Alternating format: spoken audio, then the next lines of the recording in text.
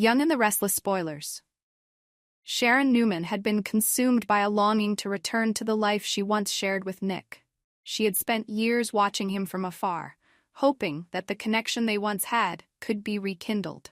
With their shared history, their children, and the countless moments that tied them together, Sharon believed deep down that Nick still cared for her. More than anything, she convinced herself that his concern went beyond co-parenting, that maybe, just maybe, there was a part of him that still loved her. The signs, as Sharon saw them, were unmistakable. Every kind gesture, every time Nick stopped by to check on her, felt like confirmation that her feelings were reciprocated. She decided that it was time to make a bold move, to step beyond her hesitations and fears. She would show Nick that they could be happy again. And so, Sharon planned something she hadn't thought possible.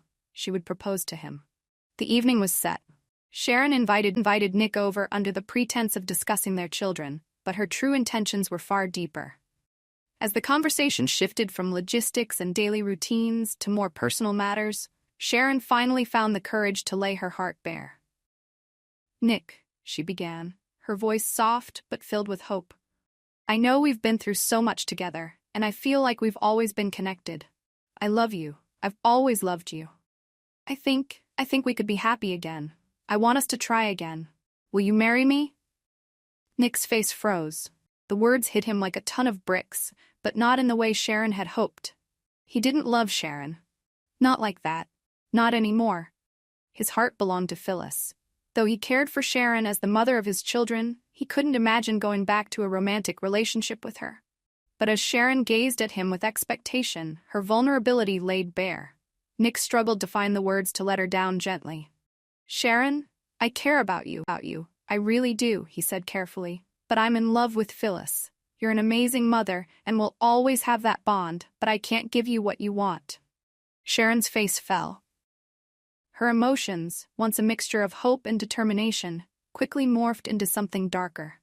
A flicker of desperation crossed her eyes, and in a moment of what seemed like sheer madness, she decided to confess something she had kept hidden for far too long. "I killed Heather," Sharon whispered, her voice shaking but resolute. "I killed her and dumped her body. I've been carrying this secret, and I don't know what to do anymore." Nick's heart skipped a beat. The room suddenly felt too small, the air too thick. He stared at Sharon in disbelief, his mind racing to process what he had just heard. Sharon had murdered Heather? It seemed unthinkable. But the way Sharon's eyes glistened with a mix of fear and guilt told him it was true. He felt a wave of nausea wash over him as the reality of her words sank in. How could Sharon? Before Nick could respond, Sharon grabbed his hands, her grip tight and pleading. "Please, Nick, don't tell anyone. I'm begging you. You can't tell the police, you can't tell anyone. I didn't mean for it to happen, it just did. Please, for our children's sake, keep this between us." Nick, still in shock, managed to nod, but his mind was elsewhere. In a split second, as Sharon poured her heart out, Nick made a decision of his own. He discreetly reached for his phone and pressed the record button. He needed proof. All these months, he had suspected Sharon might have had something to do with Heather's disappearance, but he'd never had any solid evidence. Now, with this confession, he had what he needed. Undeniable proof that Sharon was guilty. Why did he do it? Was it out of fear for what Sharon might do next? Or was it a desire to protect their children from the truth?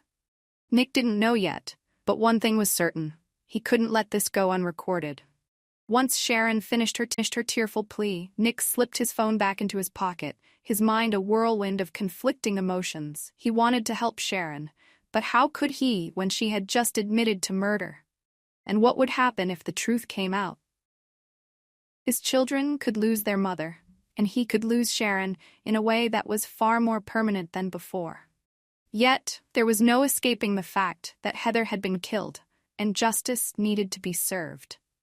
Later that night, alone with his thoughts, Nick replayed the recording, hearing Sharon's voice crack as she confessed to the crime. It was real. He had everything he needed to go to the police, to make sure Sharon paid for what she had done. But a nagging doubt crept into his mind.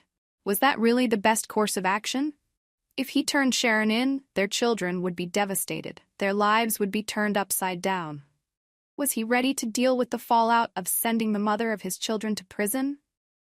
There was another option. He could use the recording as leverage, a way to ensure Sharon got help. Maybe he could confront her with it, force her to seek psychiatric treatment, to make sure she never harmed anyone again. But would that be enough? Could he live with himself, knowing he let a murderer walk free?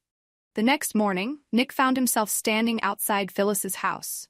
She was the one person he trusted completely, the one who could help him make sense of this mess. But could he really tell her the truth? How could he share something so dark, so twisted, without it tearing them apart? Yet, if anyone could help him decide what to do, it was her. As Nick stood at Phyllis's door, his mind was still racing. Should he hand the recording over to the police and let them handle it? Should he confide in Phyllis and seek her guidance? Or should he confront Sharon directly, giving her one last chance to make things right before the world found out what...